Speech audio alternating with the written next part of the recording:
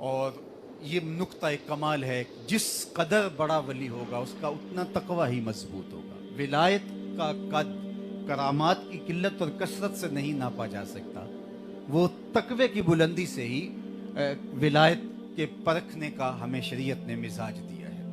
ورنہ صحابہ کی زندگیوں میں آپ غور کریں تو بہت سارے ایسے اصحاب ہیں جن کی ایک کرامت بھی آپ تک نہیں پہنچی، جبکہ سب سے بڑے ولی اس امت کے وہ ہیں، اور جن کی کرامات آپ تک پہنچی بھی ہیں تو وہ بھی اتنی کثرت کے ساتھ ان کی کرامات آپ تک نہیں پہنچی، جو کہ عمومی اس دور کے اندر بعض لوگوں کی ہم آج سنتے ہیں۔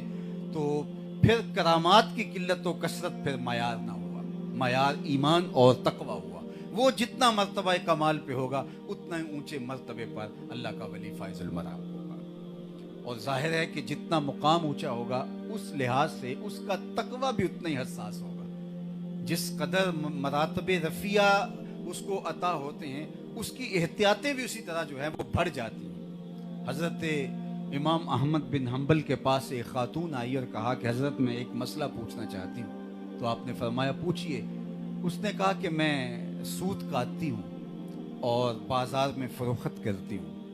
رات کو کبھی بادشاہ کی سواری بازار سے گزرتی ہے اور اس کے ساتھ خادم سونے کے شمع لیے بھی ساتھ ساتھ ہوتے ہیں، تو ماحول میں اجالا ہو جاتا ہے، تو اس روشنی میں بھی میں سود کاٹ لیتی ہوں۔ تو مجھے یہ بتایا جائے کہ اس روشنی میں میرے لیے سود کاٹنا جائز بھی ہے یا نہیں۔ تو حضرت امام احمد بن حنبل نے کہا کہ خاتون آپ اپنا پتہ بتا سکتی ہو، اپنی شناخت کروا سکتی ہو، تم کون ہو؟ تو اس نے کہا کہ سائل کی ذات نہیں پوچھی جاتی، آپ مجھے بتائیں مسئلہ کیا ہے۔ تو حضرت امام احمد بن حنبل فرمانے لگے کہ بعض مسائل ایسے ہوتے ہیں کہ سائل کی حیثیت سے مسئلے کی نوعیت بدلتی ہے، تمہیں بتانا پڑے گا تم کون ہو۔ تو اس نے کہا حضرت بشر حافی کی ہمشیرہ ہوں۔ تو فرمایا تمہارے لیے جائز نہیں ہے۔ تو جتنا مقام اونچا ہوگا، جتنا مرتبہ بلند ہوگا، تو اس کی احتیاط ہی اتنی ہی زیادہ ہوگی۔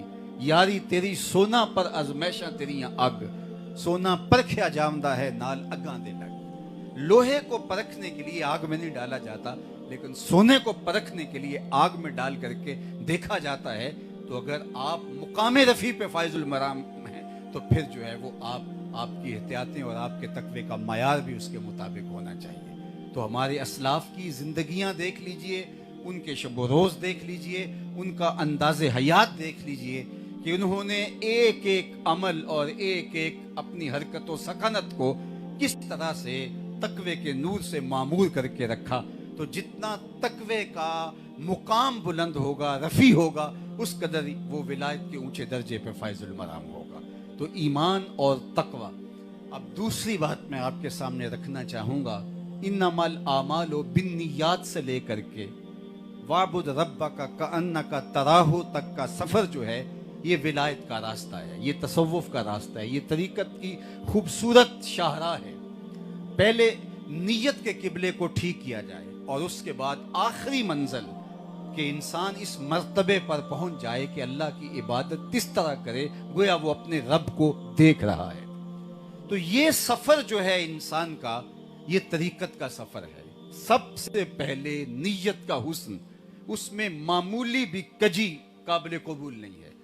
حضرت معاذ بن جبل رضی اللہ تعالیٰ عنہ حضور کے روضہ انور کے پاس قبر نور کے پاس بیٹھ کے رو رہے تھے کہ حضرت عمر رضی اللہ تعالیٰ عنہ گزرے۔ تو کہا کہ معاذ کیوں رو رہے ہو؟ کہا صاحب قبر کا ایک فرمان یاد آ گیا جس نے مجھے رلا دیا۔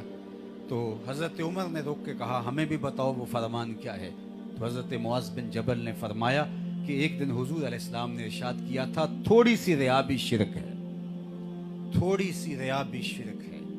حضرت ابو امامہ الباہلی رضی اللہ تعالیٰ عنہ فرماتے ہیں کہ میں نے حضور علیہ السلام سے سوال کیا کہ یا رسول اللہ، ایک شخص جہاد کرتا ہے اور اس کا مقصد اعلاء کلمۃ الحق ہے، دین کی سربلندی ہے، لیکن اس کے دل میں یہ بھی ہے کہ چلو شہرت بھی ہو جائے گی، ناموری بھی ہو جائے گی، تو کیا اس کا یہ عمل قابل قبول ہے؟ اس کو کوئی اجر ملے گا؟ تو آقا کریم نے ارشاد فرمایا فلا شیء لہ، اس کے لیے کوئی اجر نہیں ہے۔ تو فرماتے ہیں میں سمجھا شاید میں اپنی بات صحیح طرح عرض نہیں کر پایا، تو میں نے دوبارہ عرض کی۔ حضور اس نے جان جیسی متاع عزیز واری، اس کا مقصد اللہ کے دین کے پرچم کو اونچا کرنا تھا. لیکن بات ضمن میں یہ بھی ہے، چلو شہرت بھی تو ساتھ ہو ہی جائے گی، ناموری بھی تو ہو جائے گی، تو اس کو کوئی اجر ملے گا. تو حضور نے پھر ارشاد فرمایا فلا شیء لہ، اسے کوئی اجر نہیں ملے گا.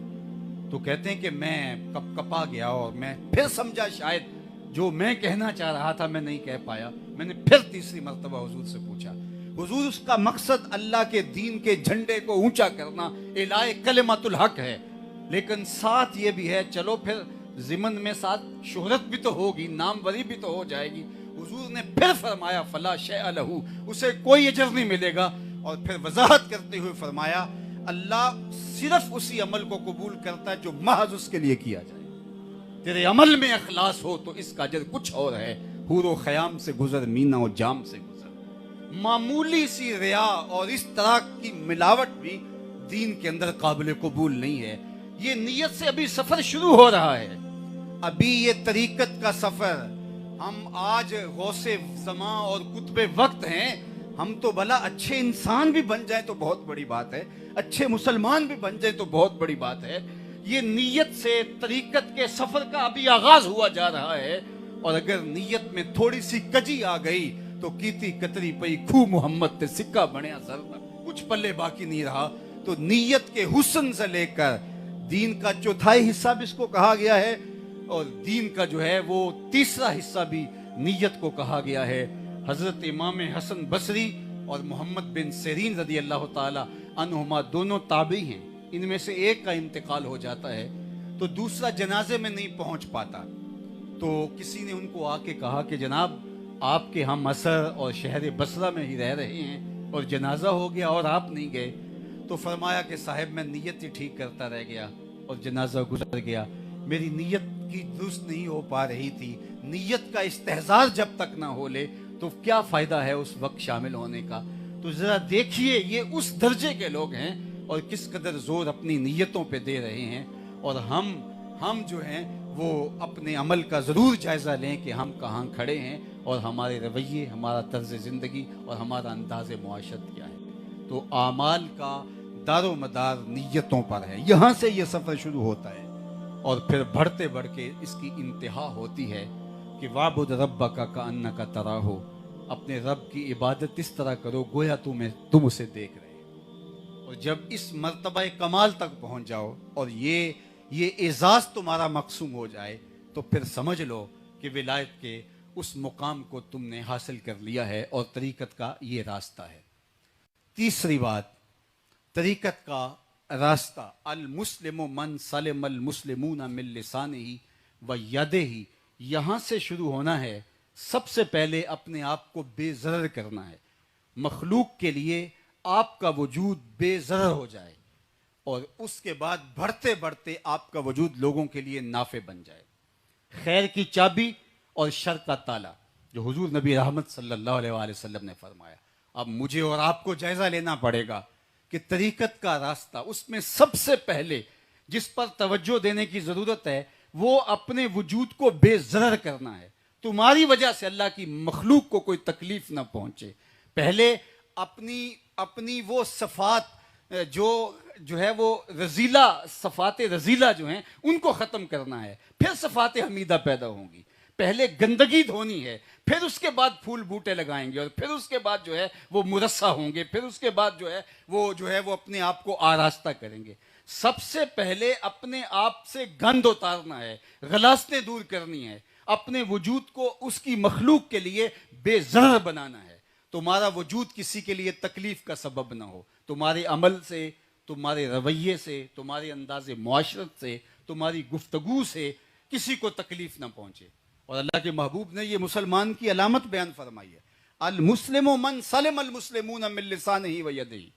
اس کی زبان سے، اس کے ہاتھ سے کسی مسلمان کو تکلیف نہ پہنچے. اس کے وجود سے پھوٹتی شرور سے اللہ کی مخلوق تنگ اگر ہیں تو وہ تو اولئک کالانعام بل ہم اضل، وہ چوپایوں سے بھی آگے گزر گیا ہے. اچھا ستھرا پاکیزہ انسان پہلے بننا ہے. انسان کے بعد پھر آگے نیا مرحلہ شروع ہوتا ہے اور ان مراتب رفیع تک پہنچنا ہے اور اللہ کی مخلوق کے لیے نافع ہو جانا ہے. اور اتنا نافع ہونا کہ جب تم جس گلی سے گزرو وہاں تقوی کی خوشبو پھیلنا شروع ہو جائے. जिस रास्ते से गुजरो वहां ईमान की बहारें पैदा होना शुरू, वहां मोहब्बतों के फूल उगने शुरू हो जाएं। फिर तुम्हें तकरीर नहीं करनी पड़ेगी, तुम्हारी नजर उठेगी 90 लाख काफिर कलमा तौहीद पढ़ेंगे। फिर तुम्हारा वजूद मुअस्सर होगा, तुम्हारे वजूद से नूर निकलेगा। आज की जदीद साइंस असीरी लहरों का जो है वो इकरार कर चुकी है कि इंसान के वजूद से कुछ लहरें निकलती हैं। जो शरीर आदमी होता है उसके